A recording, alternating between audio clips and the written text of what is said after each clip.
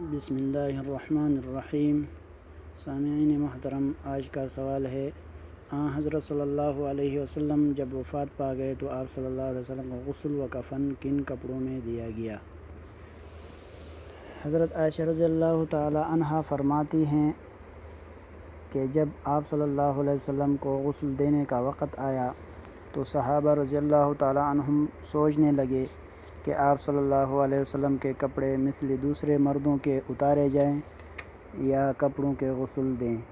جب آپس میں اختلاف ہوا تو اللہ تعالیٰ نے ان پر نیند مسلط کر دی۔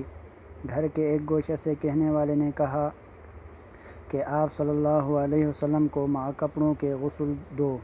تب آپ صلی اللہ علیہ وسلم کو مع کپڑوں کے غسل دیا گیا، پس قمیص کے اوپر سے پانی ڈالتے تھے اور قمیص سمیت ملتے تھے، پھر آپ کا کرتا نچوڑا گیا اور نکال لیا گیا۔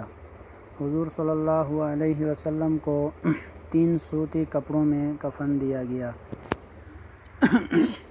دوسرا سوال ہے، حضرت صلی اللہ علیہ وسلم کی نماز جنازہ کیسے پڑھی گئی اور پہلے کس نے پڑھی؟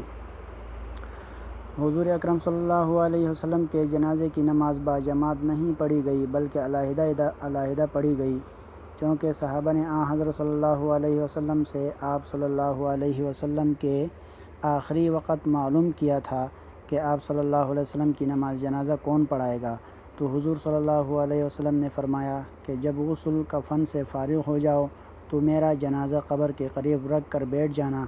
اول ملائکہ نماز پڑھیں گے، پھر تم گروہ در گروہ آتے جانا اور نماز پڑھتے جانا۔ اور اول اہل بیت کے مرد پڑھیں گے، پھر ان کی عورتیں، پھر تم اور لوگ۔ ہم نے عرض کیا کہ قبر میں کون اتارے گا؟ آپ صلی اللہ علیہ وسلم نے فرمایا کہ میرے اہل بیت اور ان کے ساتھ ملائکہ ہوں گے۔